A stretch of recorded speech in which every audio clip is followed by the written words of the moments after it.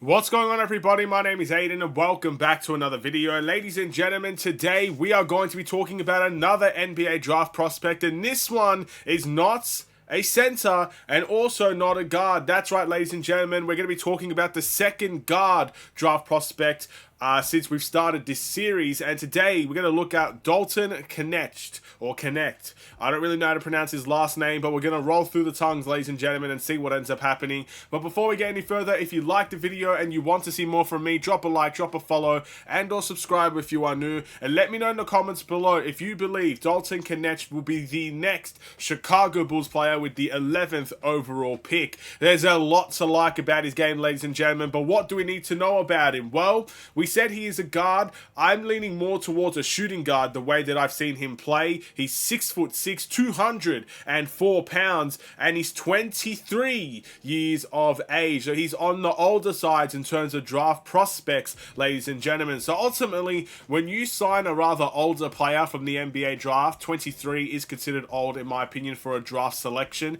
You're experiencing and you're hoping for a player that can make an impact right away, be ready as soon as he can get his foot into the league. That's what you're expecting when you draft, I guess, an older guard. When you draft on the younger side, you can think of someone that has upside, has raw talent, not necessarily truly well defined yet, but has the potential to get to that next level once he's at the NBA. So different dynamics for different selections at the end of the day, but his stats look rather good. I believe he played for UConn, then he moved to Tennessee, if I'm not mistaken. Correct me if I'm wrong. But his averages on Tennessee look really, really good. Shooting 21.7 points per game, 4.9 rebounds, 1.8 assists, shooting 45.8% from the field and 39.7% from the three-point line. So really, really good numbers, ladies and gentlemen. Ultimately, the biggest thing that I worry about there is the 45% from the field, but that's not necessarily a bad thing when I tell you his strengths and weaknesses, in all honesty.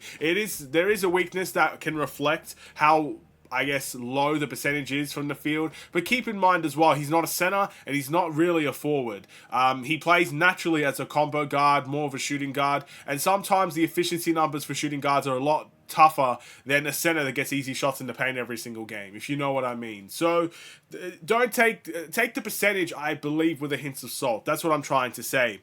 But what is his strengths? Well, I mentioned he's a combo guard, but I feel like at the NBA level he could be a multifaceted player playing in multiple positions. I can see him running the point from time to time, but that's not really his specialty to me, as he only averages 1.8 assists, and sometimes he has been noticed, I guess, a little bit with tunnel vision. That's more on the weakness side of things. But I can see him run the point from time to time. Mainly going to be a shooting guard, but can also play in those wing positions, the small forward position mostly. At least on the Bulls, that's what I hope we would see with him. So that's a really good positive. You know, a multifaceted, multi-diverse player is not going to be a bad thing when you get into the NBA. And that's for any team, not just for the Bulls. If you can play in multiple positions, you're going to be very valuable to a team. And there are very few players in this league that can do it. So ultimately, that's going to be a very good strength when he enters the league.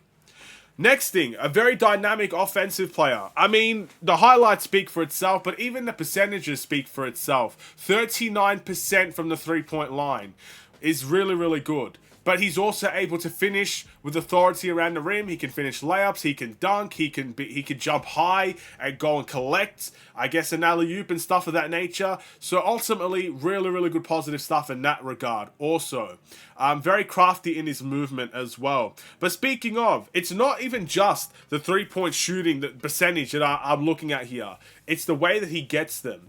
If we were lucky enough to get Dalton as a pick for the Chicago Bulls, if he truly does fall all the way down to 11th, I know he is a guard. He's categorically listed as a guard, and people won't be happy with that. But his shot profile, I think, is literally the most perfect thing that we could use on this team. What's the number one three-point shot that we all see this Bulls team have? It's usually three-point shots from the corner or just a catch and shoot. I've never really seen a Bulls player use an off-ball screen to get a shooter open and a shooter to be able to do that. Dalton, I think, can add some really important three-point shooting to this team and a different dynamic in how we shoot them, a different shot profile than what we're normally accustomed to in this Bulls team. Our three-point shooting is very generic. It's catch and shoots in the corner. It's just catch and shoots in general. When you add Zach LaVine, there was a little bit more of a shot profile. He can shoot the fadeaway three. He can shoot off the dribble from three. And he's a very good catch and shooter as well. So Zach LaVine, someone that we will miss when he does get traded. We're going to miss his diversity from the three-point line. But Dalton can come in and bring new shot profiles to this team that will make us harder to, I guess, to defend. Simple as that. I think we're very predictable to defend sometimes. So that's going to be a positive as well.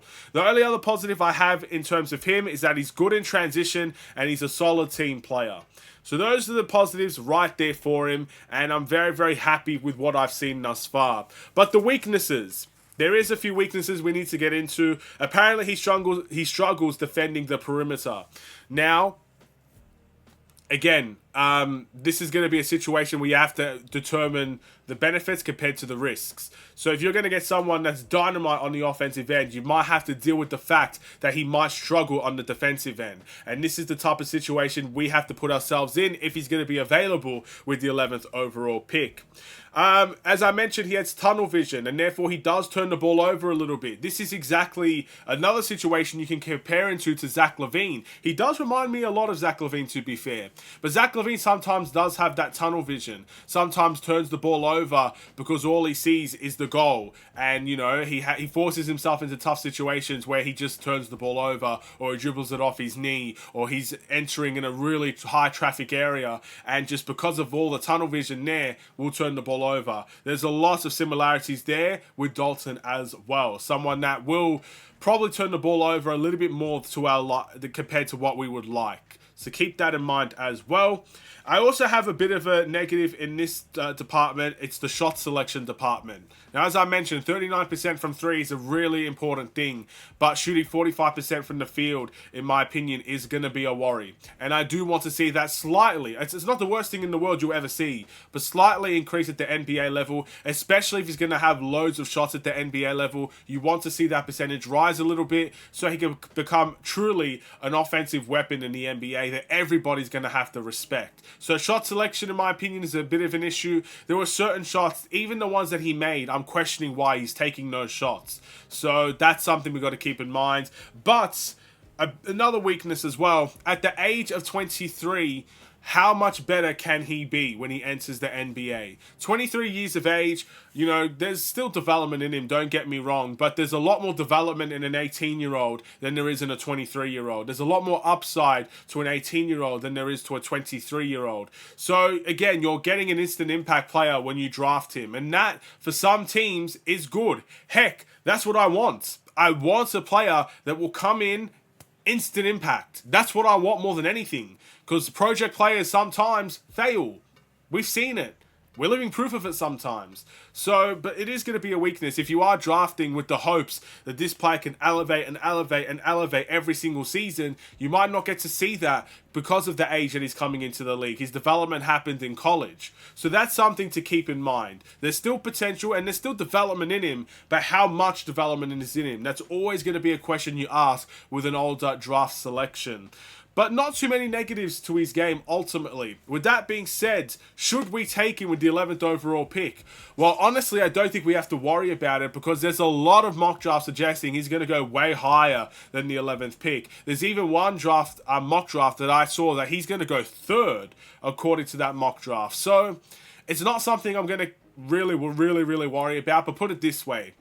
If he's going to be dropped down to the 11th pick, he will be the best available, most likely. And that is what I want. So yes, we might have to move away with different guards in the end, but I would take him with the 11th pick if he's available, because he most likely will be the best available if he does fall that deep down. And if he falls that deep down, it goes to show how unpredictable this draft will be.